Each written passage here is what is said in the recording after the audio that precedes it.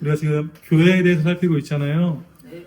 근데 이번 그 과가 중요한 이유가 현 시대에는 교회를 너무 중요하게 여기지 않는 시대 가운데 우리가 살고 있어요. 교회는 별로 중요하지 않다. 지금 또 우리가 여러 교회들을 보면서 우리 성도님들도 실망 많이 하고 그 가운데서 어려움도 많이 당하고 그래가지고 교회에 대해서 염세적인 회의적인 반응을 가진 분들도 많이 있고 그런데 성경에서는 교회가 얼마나 중요한지를 잘 이야기해주고 있습니다. 그래서 이번 시간을 통하여서 특별히 우리가 교회가 무엇인지를 좀 잘 확고하게 그 생각을 좀 잡고 그리고 교회를 소중히 여기면서 나아가는 그런 우리가 되었으면 좋겠습니다. 알겠죠? 7번째 챕터 하나님 나라의 새로운 공동체인 교회에 대해서 하고 있는데요. 우리가 첫 번째 소제목에서는 뭐를 했었죠? 106페이지 보면 하나님 나라의 새로운 백성인 교회에 대해서 이야기하면서 구약의 그 이스라엘이 신약에서는 교회로 그렇게 완성됨에 대하여서 말씀을 드렸죠. 그러면서 네 가지를 좀 빗대어서 말씀드렸습니다. 한 세 사람과 한 몸과 동일한 시민 그리고 하나님의 건속 가족이라는 말로 하면서 교회가 무엇인지를 우리가 살펴보았고요. 그리고 좀 더 넘어가서 110페이지에 보면 그 은사를 통하여서 교회가 무엇인지를 나누어 보았죠. 우리가 한 몸이지만 많은 지체인 교회라고 이야기하면서 가장 중요한 것은 한 몸의 머리는 누구십니까? 예수님이십니다. 이걸 망각하면 안 됩니다. 교회에서 모여서 아무리 행복하고 아무리 우리가 서로를 위하면서 행복하게 지난다고 할지라도 거기에서 예수 그리스도가 빠지면 그거는 교회가 아니라는 말씀이겠죠. 한 몸이지만 또 여러 지체입니다. 각각의 지체가 이루어서 한 몸을 이룬다라는 사실을 기억해 주시고 각각의 은사가 사용됨으로써 온전한 믿음의 공동체가 세워진다는 사실을 기억해 주시기를 바랍니다. 알겠죠? 은사에 대해서는 조금 더 살피기를 원하는데요. 우리 좀 뒤로 넘어가서 119페이지로 한번 먼저 가보겠습니다. 119페이지를 보고 세 번째 소제목 나누도록 하겠습니다. 119페이지 참고 보이시죠? 옆에? 그 부분을 한번 볼게요. 은사가 무엇인지를 잘 이야기해주고 있어요. 은사는 본질상 특별한 은혜요 능력이지만 그것 자체는 아주 평범한 것들이 대부분입니다. 섬김이나 위로의 은사를 보면 그런 사실을 잘 알 수 있습니다. 그러니까 은사를 무슨 거창한 것으로 중요한 것이지만 누군가에게만 있는 특별한 것으로는 생각하면 안 된다는 것이겠죠. 누구나 섬길 수 있고 위로하거나 구제할 수 있습니다. 사실 이것도 쉽지 않은 부분입니다. 일반적인 신하들도 자신이 배운 것을 다른 사람에게 가르칠 수 있습니다. 그러므로 은사에 대해 너무 특별하게만 생각할 필요도 없고 다른 사람의 은사도 부러워할 필요도 없고 자신의 은사 때문에 위축될 필요도 없다라는 것입니다. 지체들을 도울 수 있다면 그것이 바로 은사다. 어떤 경우에는 한 사람이 여러 방면에서 다른 지체들을 돕기도 한다. 그 모든 것들은 은사적 차원에서 생각해도 좋을 것이다. 굳이 특별한 방법으로 은사를 발견해야 한다든가 다른 이들보다 더 탁월한 능력이어야 은사라고 생각하는 것은 좋지 않다. 다 동일한 레벨에 있지만 그것의 기능만이 다르다는 것을 이야기해 주는 것입니다. 이해되시죠? 네. 교회에서 어떤 분야든지 다른 사람을 섬기고 도울 수 있다면 그것이 곧 은사다. 섬길 마음이 있고 실제로 누군가가 도움을 얻어 교회가 세워지고 있다면 그것이 은사다. 은사는 교회적 차원에서 정의해야 한다. 마지막 줄 밑줄 쳐주시기 바랍니다. 은사는 교회적 차원에서 그러니까 교회의 유익의 차원에서 정의해야 된다. 예를 들면 이런 것입니다. 여기 우리가 같이 모여서 이렇게 성경 나눔을 하잖아요. 우리 성경 나눌 때 우리가 뭘 마시고 있습니까? 커피를 마시고 있고 여러 것들을 마시고 있죠. 근데 우리 성모님들의 마음 가운데서 예를 들면 그 딱선이라고 이야기를 하기도 하지만 거기에서 모인 그분들도 우리가 한번 교회에 성모님들을 섬기고 싶다라는 마음에 이렇게 커피를 제공해 주시는 것이고 그리고 박한 회사님이 저를 잠깐 이렇게 하시면서 자신도 커피를 이렇게 하고 싶은데 안 해도 되는 부분들이잖아요. 근데 이러한 마음이 생긴다는 게 다른 사람에게 좀 섬기고 싶다. 다른 사람에게 무언가를 해주고 싶다. 이런 것들이 다 은사의 발현이라는 사실을 우리가 이 작은 부분에서 생각해 볼 수 있다는 것입니다. 은사가 뭔지 아시겠죠? 은사는 모두에게 주어진 것입니다. 알겠죠? 한번 자신에게 있는 은사가 뭔지 한번 얘기해 볼까요? 뭐가 있을까요? 애기들을 잘 보는 섬김의 은사겠죠. 요리로 섬기는. 선생님이 얼마나 애써주시는지 모르죠? 정말 그 주일학교 아이들보다 일찍 오셔가지고 식사를 준비했어요. 진짜 무거운 거 정말 그것들 어렵게 들고 올라오셔서 근데 한 번도 그냥 그것들을 힘들다 표현하지 않으시고 그 진짜 섬김으로 하시는데 이 모든 것들이 우리의 애씀도 있겠지만 저는 하나님께서 우리에게 허락하신 은사라는 생각을 해보게 됩니다. 그 은사는 뭐 그런 게 거창한 게 아님을 말씀드리기 위함입니다. 밝음의 은사가 있어요. 밝음의 은사. 그것이 환해지는 거죠. 즐거워지는 은사가 있습니다. 아무튼 모두에게 은사가 있다는 사실입니다. 알겠죠? 오케이, 오늘은 세 번째 114페이지 가겠습니다. 114페이지. 이번에는 교회가 여기 전체의 주체가 되는 것이죠. 하나님 나라를 드러내는 교회. 이것이 교회의 사명입니다. 교회의 사명. 교회는 각각의 은사를 가지고 모인 곳이기도 하지만 그것에 목적이 있다는 것이죠. 목적이 무엇입니까? 하나님 나라를 드러내야 한다는 것입니다. 그게 가장 중요해요. 이게 빠지면 교회가 아니에요. 제가 이전에도 설교 시간에 한번 말씀드린 적이 있는데 미국에서 일어나고 있는 여러 가지 움직임 중에 하나가 무엇이냐면 교회랑 똑같은 공동체가 미국에서는 생겨나고 있어요. 근데 그 공동체에는 뭐가 없는지 아세요? 하나님이 없어요. 하나님 빼고 예배 빼고 나머지는 다 같이 하는 거예요. 나머지는 다 같이 모여서 식사하고 같이 모여서 교제하고 그렇지만 우리는 하나님을 말하지 않는다. 그게 미국에서 일어나고 있는 그런 문화예요. 마찬가지죠. 교회도 하나님을 드러내지 않으면 우리끼리 즐겁다라고 한다고 그건 교회가 아니에요. 우리끼리 사랑한다라고 해서 그건 교회가 아니에요. 그건 절대로 교회가 아니에요. 교회에서는 그런 모임들이 모여서 은사가 모여서 하나님을 드러낼 때만 그것이 교회라는 사실을 이것이 어떻게 보면 세 번째 소제목의 가장 중요한 주제라고 할 수가 있습니다. 그러나 아랫부분 제가 읽겠습니다. 교회는 참으로 특별한 존재입니다. 이 땅에서 비롯된 것이 아니기에 초월적인 공동체입니다. 교회는 사람이 세운 게 아닙니다. 예수님께서 세워주신 것이 교회입니다. 알겠죠? 하나님이 그리스도 안에서 새로 만드신 것이기에 새로운 피조물입니다. 교회는 하나이고 새로운 인류이며 한 가족입니다. 교회는 한 몸이지만 많은 지체로서 각 성도가 그 받은 은사로 섬길 때 그리스도의 충만을 누리면서 우리가 살아갈 수가 있겠죠. 그래서 교회가 존재하는 것 자체가 하나님이 이 땅에 구원을 베푸셨다는 증거입니다. 하나님께서 하나님께서 예수 그리스도를 통해서 우리에게 구원을 베푸셨는데 그것의 증거가 지금 이 시대의 교회라고 말하는 것입니다. 하나님이 그의 아들 예수 그리스도를 보내셔서 하나님 나라를 회복하셨습니다. 예수 그리스도는 그 십자가 사역으로 사탄의 세력을 결박하시고 우리를 구원하셔서 하나님 나라의 백성이 되게 하셨습니다. 그 십자가를 통해서 일어난 일이 뭔지 이야기하죠? 사탄 결박, 사탄을 무찌르신 것이고 두 번째는 죄인 우리를 구원하신 것. 그래서 그들이 하나님 나라의 백성이 되게 하셨다라고 이야기를 하고 있고요. 그 다음에 이렇게 이야기합니다. 하나님의 새로운 백성인 우리가 바로 교회입니다. 그렇기에 교회의 존재 자체가 하나님의 구원의 은혜를 나타냅니다. 구원받은 자들의 무리, 구원받은 자들의 공동체가 교회라는 이야기입니다. 그래서 우리가 교회입니다. 무슨 말인지 아시겠죠? 교회는 뭐 주님의 교회에 속한, 주님의 교회에 등록된 그런 그 공동체를 교회라고 말하는 것뿐만이 아니라 믿음의 사람들이 모인 이 무리를 교회라고 이야기를 하는 것입니다. 그 다음 보겠습니다. 교회는 이미 임한 하나님 나라를 드러내고 증거합니다. 교회는 이 땅에 이미 구원의 역사가 시작된 것을 보여주는 공동체입니다. 조직이라는 말과 공동체라는 말은 다르죠. 공동체라는 것을 계속해서 강조하고 있습니다. 교회는 어떻게 하나님 나라를 드러냅니까? 최초로 세워진 교회의 모습을 통해 이것을 살펴보겠습니다. 최초로 세워진 교회를 우리가 뭐라고 부르죠? 초대교회라고 부르죠. 초대교회로 돌아가자라고 이야기를 하죠. 근데 우리가 착각하지 말아야 될 것은 초대교회라고 해서 완전한 것 아닙니다. 알겠죠? 초대교회도 사람들의 무리이기 때문에 그 가운데서도 연약함이 있었고 그렇지만 초대교회의 그 이상적인 모습을 우리가 기억하자는 것이지 초대교회가 완전하다는 것은 아님을 우리가 꼭 기억해야 됩니다. 알겠죠? 그러면 종교개혁이 있었죠. 종교개혁이 1516년인가요? 루터가 면제부 그 반박문을 붙이고 그 종교개혁을 시작했는데 종교개혁의 의미가 뭡니까? 초대교회로 돌아가자예요. 초대교회로 돌아가자. 그러니까 우리가 원래 교회가 쭉 있잖아요.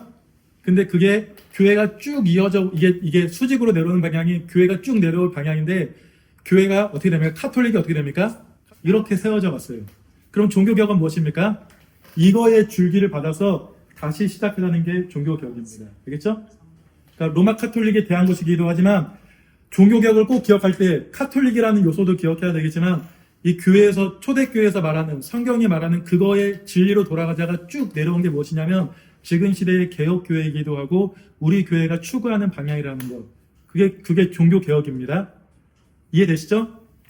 교회가 처음으로 생겨났죠. 예수님께서 승천하시고 오순절 성령 강림의 날이 있었고요. 오순절 성령 강림의 날이 단회적으로 있었던 것입니다. 역사를 보면 오순절 성령 강림의 날은 단회적으로 있었던 사건이어서 그것이 예수 그리스도의 구원의 사역을 일단 일단락하는 그런 것이고 그 다음에 교회가 세워지죠. 그 교회가 어떠한 모습이었는지를 이야기해 주는데 2장 41절부터 47절 그리고 4장 5장에서도 동일한 내용들이 반복되는데 한번 보도록 하겠습니다. 교회가 어떤 곳인지를 한번 살피길 바랍니다. 41절 보겠습니다. 이렇게 이야기합니다.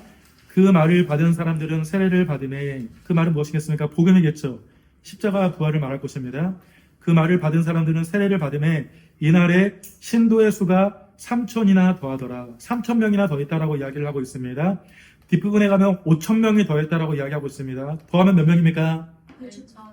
8천 명이죠. 예루살렘 사람들을 추정하기를 한 4만 정도라고 추정하는 사람들이 많이 있습니다. 그러면 8천 명이라고 그러면 남자만 8천 명입니다. 저 같은 아저씨만 8천 명입니다. 그럼 가족까지 하면 몇 명이겠습니까?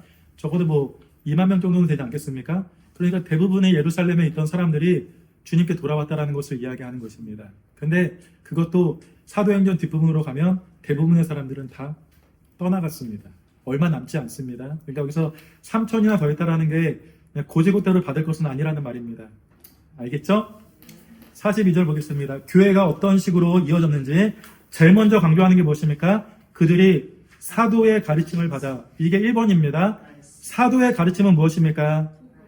복음입니다. 그러니까 그들이 제일 먼저 신경 썼던 것은 무엇이냐면 하나님의 말씀을 가르침 받는 겁니다. 이게 시작점이라는 것입니다.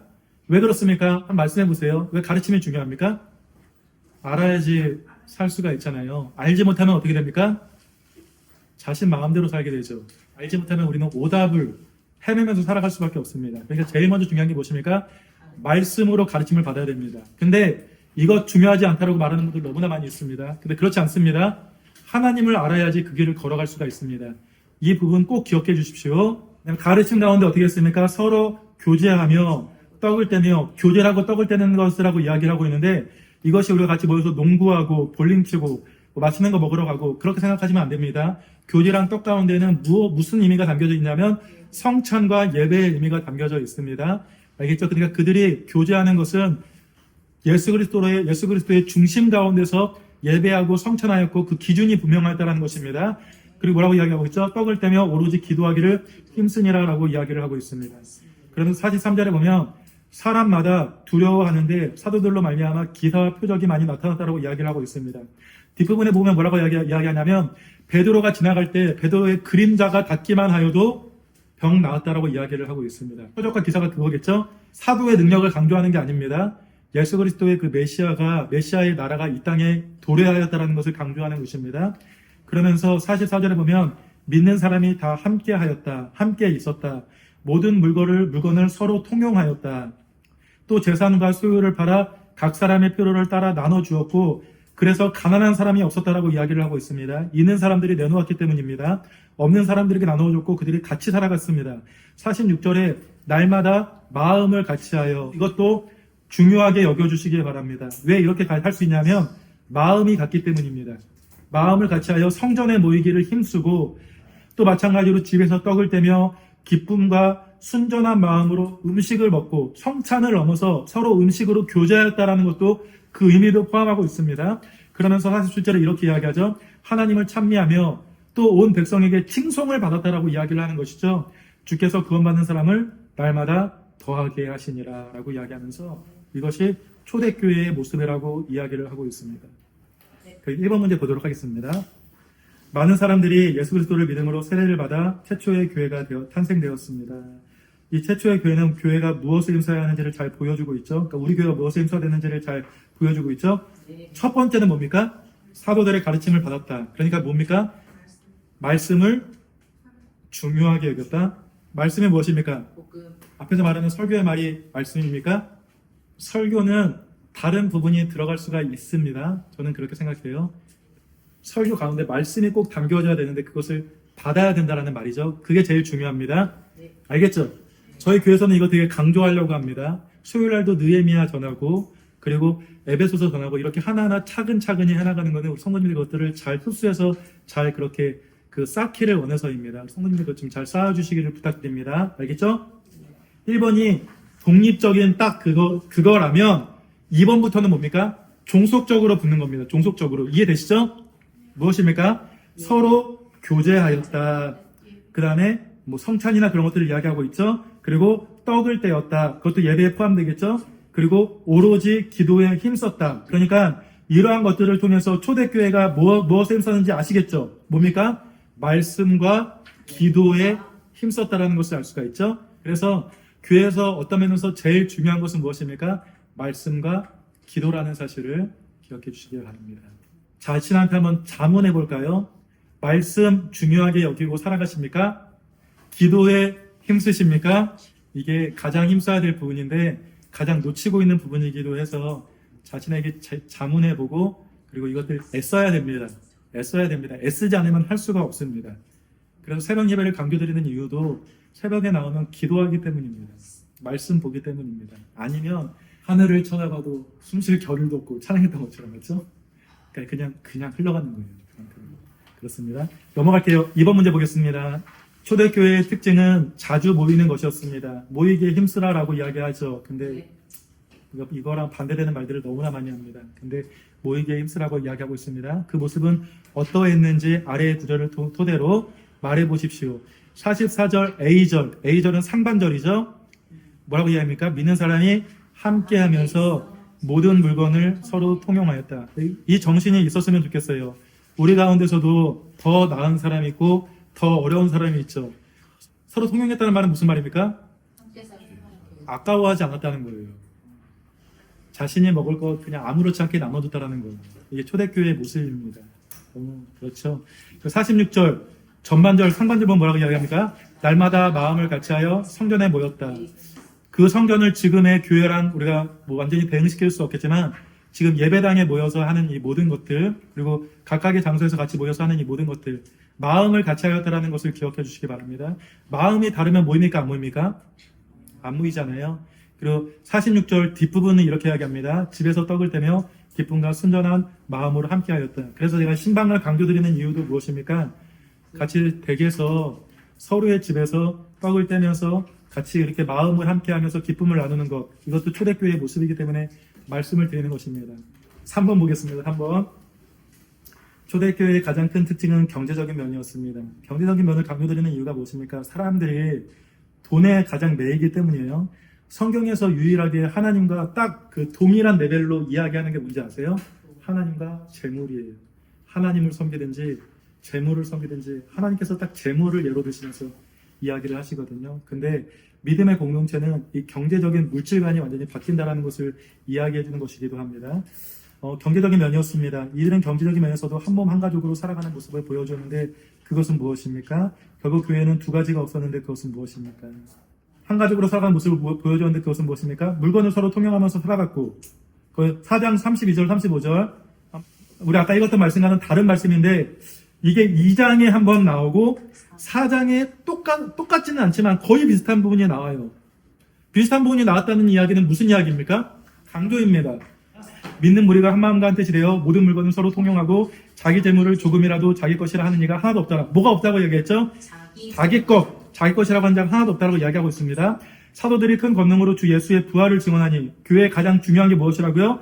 예수의 부활을 증언, 가르침이 제일 중요하다는 거 중심을 딱 이렇게 잡고 있습니다. 우리가 큰 은혜를 받았기 때문에 이러한 일들이 가능한 겁니다. 이해되시죠? 34절 그 중에 가난한 사람이 없으니 두 번째 없는 건 뭡니까? 가난한 사람이 없다라고 이야기하고 있습니다. 이는 밭과 집 있는 자는 팔아 판 것의 값을 가져다가 사도들의 발 앞에 두매 그들이 각 사람의 필요를 따라 나누어 주미라 라고 이야기하면서 초대교회가 어떤 모습이었는지를 이야기해주고 있습니다. 뭐 답은 이렇게 적으시면 되는데 중요한 게 무엇입니까? 두 가지가 없는데 무엇입니까? 다 내 거야 라고 말하는 사람이 없었고 하나님의 은혜로 받은 것이라고 모든 사람들이 생각했고 그래서 어려움을 당하는 사람들이 없었다라고 이야기를 해주고 있습니다. 이게 교회라는 것입니다. 알겠죠? 왜 경제적인 면을 강조합니까? 사람들이 경제적인 면에 가장 마음을 두고 있으니까 그 가운데서 사람의 마음을 가장 빼앗는 것 가운데서 교회가 어떠해야 되는지를 말해준다라고 여겨집니다. 이해되시죠? 네. 116페이지 아래 단락지가 읽겠습니다. 교회는 하나님의 그리스도 안에서 특별히 창조하신 하나님의 새로운 백성입니다. 예수 그리스도 말미암아 하나님의 소유요 백성이라는 영광스러운 신분을 회복했습니다. 또한 교회는 만물을 창조하게 하시는 그리스도의 충만이기도 합니다. 주 대신 예수 그리스도가 교회의 머리가 되어주셔서 하나님 나라의 복락을 충만히 누리게 하시기 때문에 우리가 하나님 나라의 복을 누리기 때문에 교회가 얼마나 소중한 것인지를 말하고 있는 것입니다. 그 다음 단락, 이 같은 교회의 영광과 충만을 잘 보여주는 성경 본문이 바로 사도행전 2장입니다. 거기에는 신약시대의 최초로 세워진 교회의 모습이 잘 묘사되어 있는데 다시 한번 강조드립니다. 이게 완전한 건 아닙니다. 알겠죠? 우리가 초대교회로 돌아간다. 그런 말도 우리가 좀 분별해서 봐야 됩니다. 많은 사람이 세례를 받고 교회가 되었습니다. 초대교회의 전반적인 특징은 42절에 나와 있는데 가장 첫 번째 특징은 사도의 가르침을 받은 것. 사도라는 말도 중요하지만 여기서는 복음을 받은 것이라고 생각하면 더 좋습니다. 아마도 날마다 마음을 같이하여 성전에 모이기를 힘쓴 것이 가르침을 받기 위함이었을 것입니다. 하나님의 말씀인 성경, 곧 사도적 가르침을 받는 것은 교회가 교회 갖기 위해 가장 힘써야 될 부분입니다. 두 번째로 초대교회는 서로 교제하기에 힘썼습니다. 주 안에서 하나 된 성도의 교제는 교회의 본질입니다. 이미 다루었듯이 한 몸, 한 가족으로 교제하는 가운데 살아가는 공동체가 바로 교회입니다. 세 번째로 떡을 떼는 것은 성찬식에 참여하는 것을 말합니다. 예수 그리스도를 양식으로 삼아 우리가 성찬식에 예수 그리스도를 먹는 거죠. 그 안으로 들어가는 거죠. 그 안에 있는 것을 고백하는 것이 성찬식입니다. 그분의 십자가 사역을 기념하고 그 은혜를 누리는 것을 말씀을 먹는 것과 마찬가지로 대단히 중요합니다. 그래서 교회에서 정말 중요하게 다루어야 될 부분이 무엇이냐면 말씀과 성찬을 정말 중요하게 다룹니다. 말씀과 성찬도 중요합니다. 굉장히. 그리고 네 번째로 교회는 날마다 기도함으로 하늘 아버지 되신 하나님과 주 되신 예수 그리스도를 의지하며 살아갑니다. 네 가지를 이야기합니다. 말씀, 교제, 성찬, 기도, 이게 교회의 요소라고 이야기를 하는 것이죠. 그러면서 그 다음 단락 이렇게 이야기합니다. 이렇게 교회적 존재로서 교회적 삶을 살기 위해 신자들은 매일 만나고 모였습니다. 아예 믿는 사람이 다 함께 있다고 말할 정도로 함께 있기를 원했습니다. 좋으니까 모이겠죠. 좋으니까 모이는 겁니다. 성전에서 다 같이 모여 말씀을 배우며 교제했고 집에서도 소그룹으로 모여 떡을 떼며 기쁨과 순전한 마음으로 함께 식사했습니다. 말하지 않아도 자연스럽게 한 몸, 한 가족으로서 같이 있고 싶어 했습니다. 예수 그리스도를 믿고 새 생명을 얻어 하나님 나라 곧 천국에 들어갔으니 그분을 더 알아가기 위해, 이게 중요합니다. 그분을 더 알기 위해서 사도적 가르침을, 말씀을 받는 것은 너무나 당연했습니다. 그리스도 안에서 한 몸과 한 가족이 되었으니 함께 살아가는 것은 자연스러울 뿐만 아니라 기쁘고 유익하기도 했습니다. 그리고 자연스럽게 나타난 모습이 있었으니 그것은 바로 가진 것을 서로 나누는 일이었습니다. 뒷페이지로 넘어갈게요. 이렇게 이야기합니다. 초대교회 신자들은 자기가 소유한 물건을 서로 통용함으로, 통용이 무슨 말이에요? 같이 사용했다라는 말이에요. 같이 사용함으로써 공동으로 사용했습니다. 또한 자기 재산과 소유를 팔아 각 사람의 필요에 따라 나눠주었습니다. 사도행전 4장에 보면 초대교회에 두 가지가 없다고 했는데 자기 재물을 조금이라고 자기 것이라고 하는 이가 하나도 없었고 그 중에 가난한 사람이 없었다라고 이야기하고 있습니다. 이것이 하나님 나라이고 천국이죠. 이런 교회와 같은 공동체는 이 세상에 없습니다. 지금까지 이 세상은 가난의 문제를 해결하고 모든 사람이 함께 잘 사는 유토피아를 세우려고 많은 시도들을 했으나 다 실패했습니다. 위대한 정치가, 학자들, 과학과 문명과 지식의 거대한 진보로도 해낼 수가 없었습니다. 근데 지금 계속해서 이거를 위하여서 계속 나아가는 것이 세상입니다. 유토피아, 하나님 없는 유토피아를 꿈꿉니다. 그런데 교회가 해낸 것이죠. 그리스도 안에 거하는 한 공동체가 천국의 삶을 보여주고자 했습니다. 부족합니다. 어떤 훌륭한 지도자나 잘 만들어진 법으로 이루어진 것이 아니죠. 왜 그렇습니까? 우리의 머리이신, 그 교회의 머리이신 예수 그리스도로 말미암아 그것이 가능한 것입니다. 이렇듯 교회는 하나님 나라 곧 천국이 임했음을 보여줍니다. 교회로 존재하는 신자들이 살아가는 교회적 삶을 보면 하나님 나라의 현존을 부정할 수 없습니다. 현존이 뭡니까? 현재 존재하는 것을 현존이라고 이야기하죠. 교회는 우리에게 천국과 같습니다. 교회는 하나님 나라에 보여지는, 눈으로 보여지는 그런 모습입니다 라고 이야기하면서 현실하고 이야기를 하고 있습니다. 교회는 하나님의 나라를 드러낼 수 있어야 됩니다. 하나님 나라를 드러낼 수 있어야 되는데 무엇으로 드러낼 수가 있습니까? 여러 가지가 있겠죠. 하나님 나라를 드러내는 방법이 뭐가 있습니까? 내게 아니라 기준이 달라진 겁니다. 왜 그렇습니까? 세상의 사람들은 자기의 나라에서 살아요. 그러니까 자기의 것이 중요하고 자기의 것들이, 근데 우리는 뭐라고 생각합니까? 이 모든 것을 하나님께서 우리에게 주셨다라고 생각합니다. 그러니까 이 주신 것들 가운데서 하나님께서 원하시는 방법 가운데서 살아간다는 것, 이 차이점이 있다는 사실을 기억해 주시기 바랍니다. 이게 하나님 나라입니다. 오늘은 이렇게 마무리하겠습니다.